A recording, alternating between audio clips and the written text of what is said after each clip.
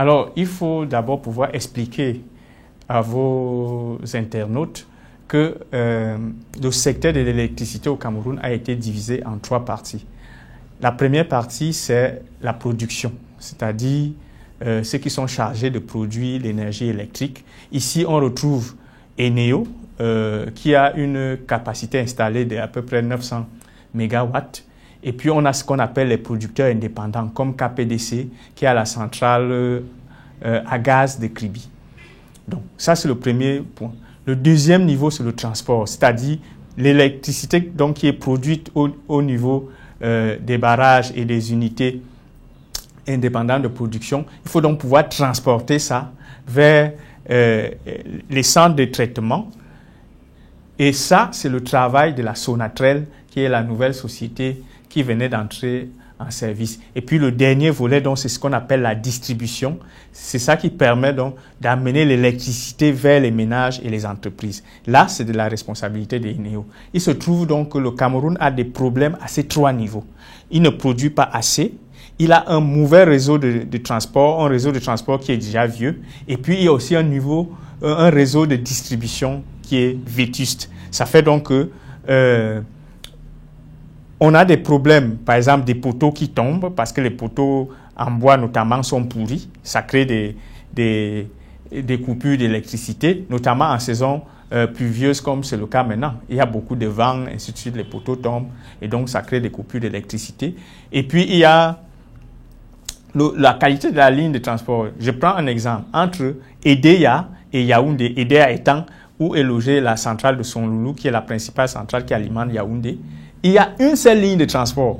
Ça veut dire que s'il y a un incident sur cette ligne-là, Yaoundé et Sonloulou ne sont plus reliés. Donc, il y a un projet en ce moment qui vise à construire une deuxième ligne de transport pour relier Yaoundé enfin, Edea à Yaoundé. L'autre problème, ça peut être quoi? Ça peut être une volonté de faire la maintenance sur cette ligne. Si on veut faire la maintenance sur cette ligne, on est obligé d'arrêter l'électricité parce qu'il n'y a pas de ligne de contournement. Voilà, grosso modo, ce qui explique les coupures qu'on observe en ce moment. Donc, vous constatez qu'il y a ce que j'appelle des problèmes structurels et puis des problèmes conjoncturels qui peuvent être liés à la saison des pluies, qui fait en sorte qu'on ait plus de poteaux qui tombent que pendant la saison sèche. Et là, précisément, nous sommes en saison de pluie et donc plus de poteaux tombent, il y a plus d'incidents, les transformateurs qui sont surchargés, ainsi de suite. Donc, voilà à peu près ce qui peut expliquer la recrudescence des coupures d'électricité en ce moment.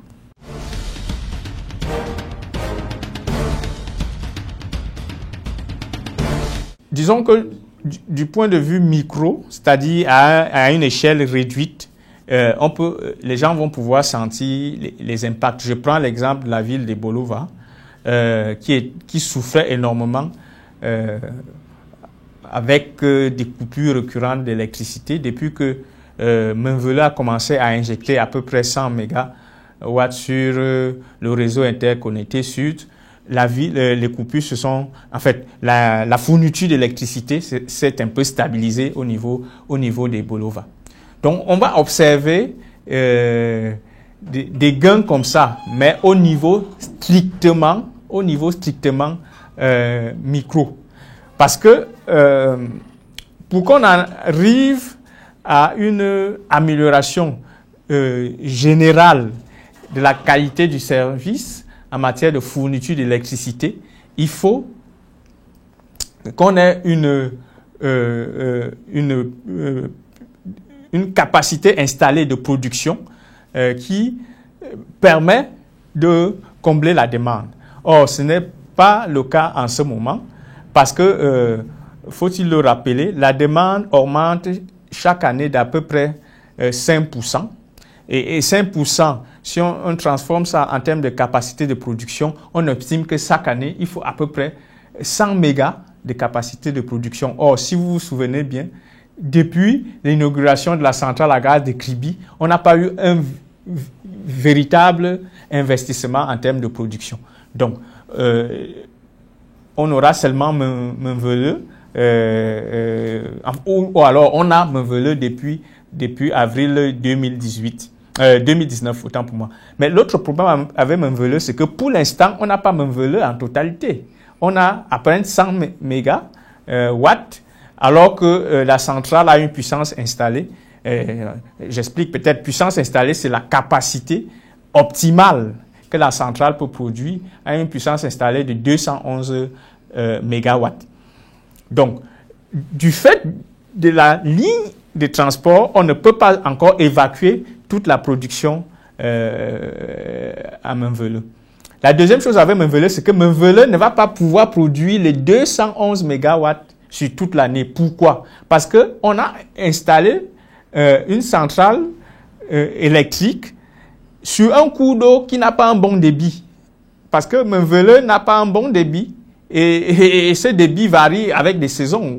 Vous savez que même la Sanaga, avec ce problème, on a dû construire un barrage réservoir au niveau de Lompanga pour faire en sorte que, quelle que soit la période de l'année, que le débit soit constant et donc la production reste constante.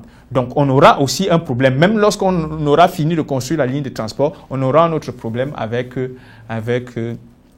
Menveleu. Donc, en ce moment, on est en train d'envisager un barrage aval Menveleu pour juste un barrage réservoir cette fois-là pour permettre justement que les 4 turbines de Menveleu puissent fonctionner à plein régime et de façon optimale, de sorte qu'on puisse avoir à peu près les 211 mégawatts. Donc, la deuxième chose, c'est que, bon, Making, c'est un petit barrage, c'est 15 mégas. Et que ce soit Menveleu ou Making, ce sont 2 projets qui ne sont pas entrés en production aux dates espérées. Menveleu, c'était septembre 2017, au début, lors du montage du projet. Or, nous sommes en 2019. Or, quand on avait prévu ça en septembre 2017, c'était en fonction de l'augmentation de la demande. Or, quand vous venez mettre un barrage en service avec un retard d'à peu près 2 ans, la demande a augmenté entre-temps et ce barrage-là ne peut plus fournir la quantité d'électricité dont a besoin l'économie pour tourner. Donc, on aura toujours, en fait, on n'a pas toujours pu rattraper la demande. La demande continue d'évoluer plus vite que la production. Donc, ça, c'est les problèmes qu'on a. Bon, on a notre 3e barrage qui pourrait... une centrale hydroélectrique qui pourrait entrer en fonction d'ici fin 2020. C'est la centrale de Lompanga, parce que à Lompanga, on a fait un barrage réservoir qui fonctionne depuis septembre 2015. Mais à côté de ce barrage réservoir, on est en train de construire une centrale hydroélectrique qui sera destinée à la région de l'Est, qui pour l'instant est alimentée par ce qu'on appelle des centrales thermiques qui coûtent extrêmement cher.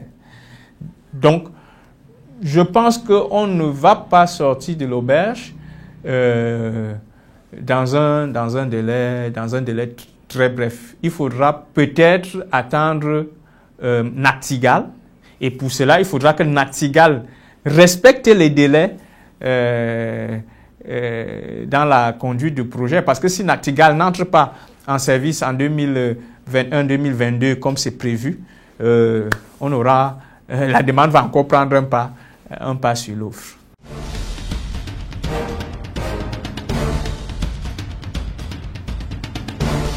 Premièrement, il faut produire. Maintenant, il faut changer de stratégie en matière d'investissement dans la production.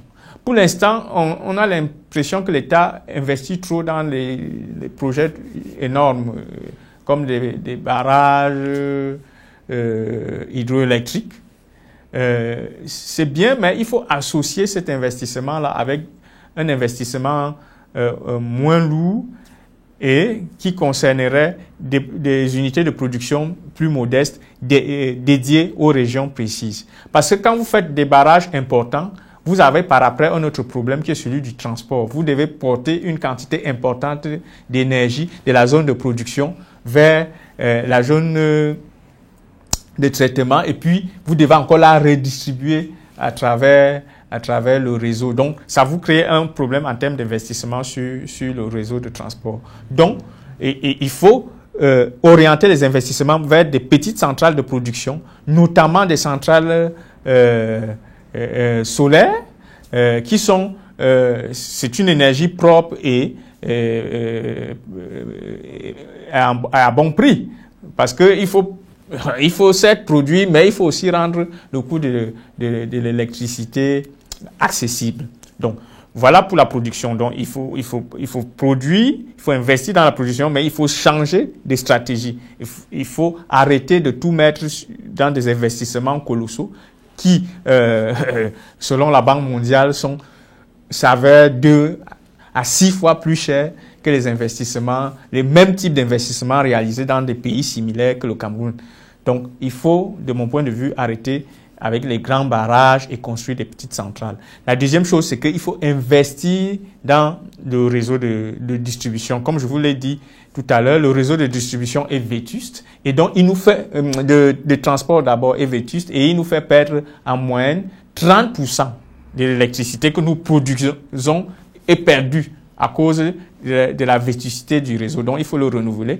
Bon, Sonatrach a entré en fonction et il y a un programme financé par la Banque mondiale qui vise à renouveler le réseau de transport et à construire des lignes de secours parce que dans notre réseau de transport actuellement, il n'y a pas de ligne de secours. Donc, dès qu'une ligne a un souci, bonjour les délestages. Donc, il faut renforcer cet investissement et puis il faut investir dans la distribution, c'est-à-dire les poteaux bois, il faut les remplacer parce que je crois seulement pour la ville de Yaoundé, on estime qu'il y a 10 000 poteaux bois qu'il faut remplacer, qui sont pourris. Et dans ces 10 000, il y a 4 500 poteaux bois qu'il faut remplacer en urgence, c'est-à-dire dont le niveau de pourriture est tel que à tout moment ça peut tomber. Vous voyez l'ampleur de l'investissement qu'il faut faire au niveau de la distribution. Donc, pour me résumer, je dirais qu'il faut faire 3 choses. 1. Changer de stratégie en matière d'investissement dans la production. Ne plus se concentrer uniquement sur des barrages trop importants. Multiplier plutôt des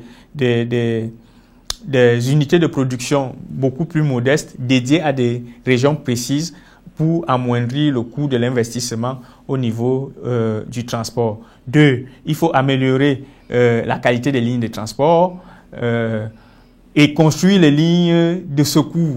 Et 3. Il faut améliorer le circuit de distribution pour réduire notamment les pertes à la fois des transports et de distribution. Voilà de mon point de vue ce qu'il faudrait faire pour sortir de l'auberge. Mais maintenant, tout ça demande beaucoup d'argent. Je crois qu'en 2015, Eneo avait fait une estimation et chiffrait l'investissement nécessaire pour que nous sortions de l'auberge sur les 10 prochaines années, je crois à 2700 milliards.